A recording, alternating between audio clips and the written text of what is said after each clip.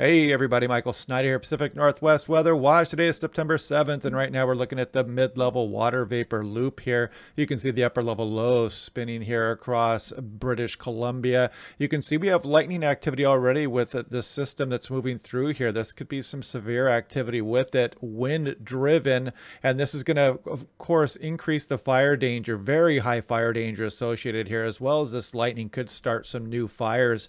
And then we're going to deal with our fire danger moving up through the western portions of Oregon first, and then Washington as we go through this weekend coming up, which we're due for a very warm weekend, by the way, but we'll take a look at some of this stuff here in detail in a moment. Taking a look here, you can see I doubted that transition to a major hurricane. It looks like the National Hurricane Center there is agreeing with me there, but it still should be a hurricane. There's still going to be some flooding impacts to some portions of Southern California with that. So looking at Seattle yesterday, 80 degrees. That's above the average high of 74. You can see the record high of 1990 set back in 2014. Some of you probably remember that.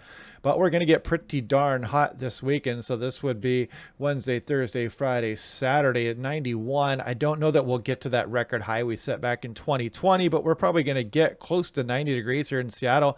And there is an outside chance we could break that all-time daily record high on September 10th.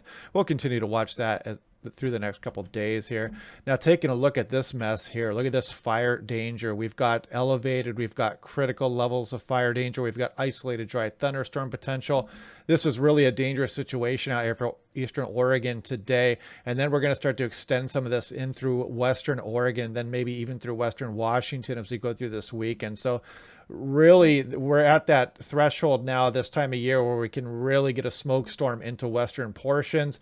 We're going to get a full wind reversal. We're going to go offshore, strong east winds, low relative humidities, easy to start fires, and hopefully these lightning strikes are not kicking off new fires across eastern Oregon, because this smoke, whatever's over here, is going to be brought into western Oregon here coming up in the next couple of days. We'll take a look at that in some detail here in a moment.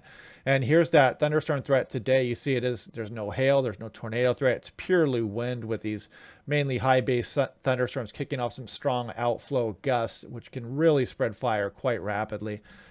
So looking a little bit closer here, you can see we have fire weather watch. This starts Friday morning. This encompasses all of western Washington, Oregon. So this would start about 9 a.m. and it's going to go on in through Saturday night at least. It could be upgraded, in fact, and it's probably going to be worse conditions down in through western Oregon here. So taking a look here, this, if you look in the upper left here, hot, dry, windy, it kind of makes it very clear what this model is. This is for fire danger. As we put this into motion, you can see, actually we'll back up a little bit here and then we'll go on in through Wednesday morning. Watch this activity really increase. Just very dynamic ingredients here across eastern Oregon today, and even across the Cascades, east slopes. Human caused fires would spread quite rapidly as we go, but we've got some thunderstorm potential out here with strong winds on top of everything else across eastern Oregon. The good news is that does wane as we go overnight here, but now watch as we go a bit into the future.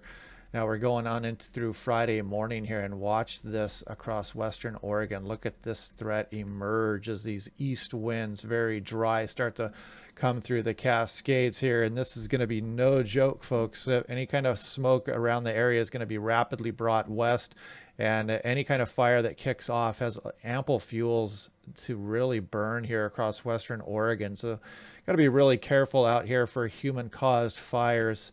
And now taking a look here, here's the HRRR 3KM. We're checking out lightning potential today. You can see these thunderstorms moving through the area. All of these have the potential for new fire starts across the region here.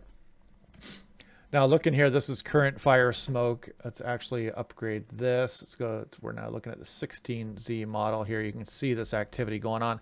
All this smoke is going to be pumped westward, and then of course we're going to be drying out western Oregon pretty good here too, so we could probably start some new fires, human caused. We have so much human activity, of course, in the western portions of the state that we have to watch out for that.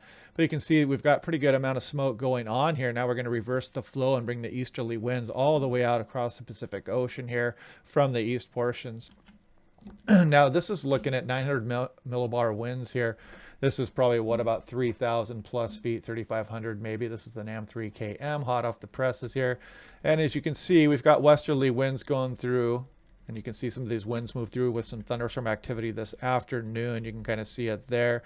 But now as we kind of relax overnight a bit and we go on into Thursday evening, things start to get squirrely. We're kind of offshore here, generally north-northeast.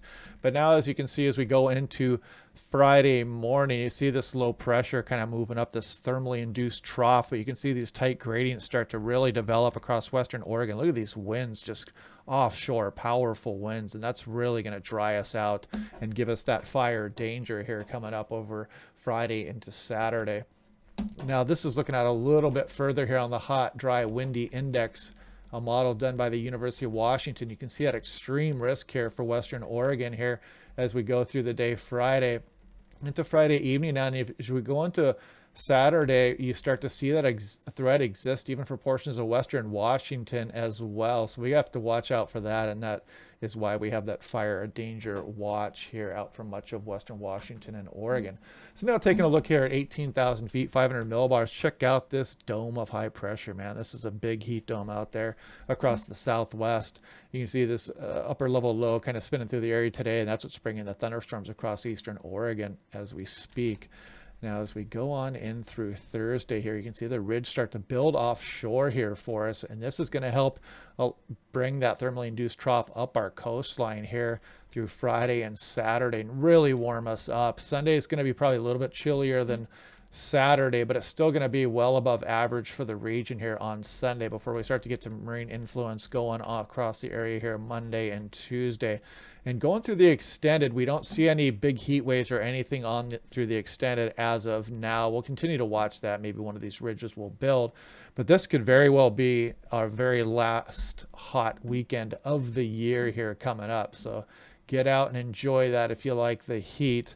And we'll continue to watch this extended to try to see, if one of these troughs starts digging out and we get some consistency. Right now, we're not getting much consistency in the models on these troughs and these storm positions. We're not showing much precipitation that's consistent right now that's worth talking about, although we do have a general increase in the chance of precipitation when we get towards actually the middle and later part of September. So looking here, this is the mean sea level pressure anomaly map here. So this kind of just shows this thermal trough very well here on the GFS. Check this thing out. I mean, it just comes off up the shoreline here, and this is what's going to cause that reversal. You can see we're going to get some winds that come from the southeast here, from the east here, as they wrap around this low pressure system here. You've got the high pressure out over the Rockies, and the lower pressure over the coastline here is really going to bring some strong easterlies, increasing our fire danger here west of the Cascades here for a couple days. Now checking this out, Portland International, you can see, excuse me, Friday, Saturday, and Sunday. Look at this possible 3 days of 90 plus here for Portland. And then you can see the general drop down here as we look to be much more uncertain in the extended here of our forecast, with potential for some systems coming in. I've got my fingers crossed. I'm up for a little rain here. I know most people are at this point. Now, checking out for Tri-Cities, you can see another very warm day today. Some of the smoke is going to have some big impacts on just how warm they warm up here through the weekend here, and then potentially starting to cool down. Our average temperatures are dropping this time of year, so hopefully we start to take notice of that and start to follow suit and start to get back more towards seasonable here across Pacific Northwest. Look at the GFS for Seattle on Saturday, 95. I mean, that would crush the all-time record. I'm skeptical of that. I'm thinking more towards the 89, 90 degree area right now, but of course that could change. We'll see. But you can see the GFS saying, no, we're going to be up into the 90s here. And then you can see on Sunday, another very warm day before we cool down, get some marine influence, and maybe even some precip as we go through the middle portion of September. So this question brought up sometimes. This is the sea surface temperatures here. You can see we've got cooler water extending across the equatorial regions. And people are like, well, so what? Why does that matter so much for us here in the Pacific Northwest? And if you remember, the Earth is just a big heat transfer system. So as you look out here across the Western Pacific, look where all this heat hangs out there. So this is a very important part of the planet meteorologically. That's why El Nino is such a big deal. You can see the Atlantic Ocean does something similar, as their current here is this similar across the Pacific Ocean, but it's a much smaller ocean basin here. But you can see the heat build up here, and that's why the East Coast gets hurricanes and the West Coast doesn't. Our current comes from the south, from the north here, north to south. You can see, so they get the heat build up here, but you can see that substantial heat buildup is even greater here across the Western Pacific. So this circulation, depending on how cold the water is here versus warmth here, has big impacts on us downstream, because this heat wants to inject into the jet stream and be carried towards the poles, and it wants to balance this out. The Earth does not like this imbalance of heat in the atmosphere that sets up here, even though it's, you know, almost always there. It's always trying to balance it out, and then we build troughs and ridges and downstream, and that affects us here in the Pacific Northwest. So when we reverse this and we start to bring more warm water across the shores of South America and across the central equatorial regions here, you get an El Nino. But still, this area is warmer, but you still change this entire circulation as you La Nina versus El Nino, just because you've now warmed this area up and you've kind of reduced the amount of heat that gets built up here in the Western Pacific. So that has planetary impacts. And there's also things like the Madden-Julian oscillation, which is a planetary wave that will move around the planet about every 30 to 60 days. And that also brings convection. We mark that Madden-Julian oscillation by the convection it produces, and we try to monitor where that is. And sometimes it's very nebulous and hard to pick up, and it's in a very weak state. And other times it's stronger, and you can see it plainly. And it will tend to move from places in the Indian Ocean over Southeast Asia and out into the Western Pacific, and then you can kind of track it as it moves across the planet. But it's usually at its strongest here when it's back towards Southeast Asia. So I just thought I'd give a little, you know, a little update on that, or not even an update, just sharing a little information on why it matters, you know, why this La Nina and El Nino cycle matters. And these tend to be 2 to 7 year cycles. Every 25 years now for the last, so this is the third one now, and it's been about 25 years in between each one of them. We've gone into this third La Nina. So there's probably something to that, though our records don't go back long enough to draw any solid conclusions from that. But this third La Nina in a row is not unheard of, and it's just kind of the cycle the planet will go through. But it also means that we're probably going to be doing an El Nino here in the next year or two, if our past conditions tell us anything.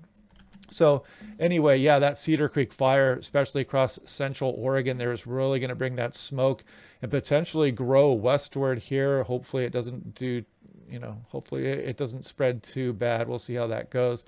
I think everybody remember those horrible fires we had a couple years ago down across Oregon there. So hopefully we're not in for any kind of repeat like that. Nothing saying we are as of now, but we definitely have some favorable conditions for some intense fire growth through western Oregon here for the next couple of days. And that doesn't even extend up into western Washington. But a very warm weekend in store, and depending on how much smoke gets in here, we could possibly hit 90 in Seattle, a few 90-degree days in Portland.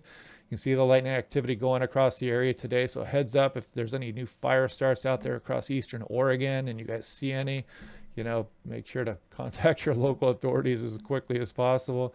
And hopefully everybody's being safe out there. Remember, a lot of these forest fires are human caused. So yeah, we'll go ahead and do this forecast again tomorrow. We'll keep searching off in the extended and try to pick out some hope for some precipitation chances here across Pacific Northwest. We really could use it at this time of year. So anyway, I hope you guys are going to enjoy this last hot weekend of the year, and we'll go ahead and do another forecast tomorrow, and I'll talk to you guys later.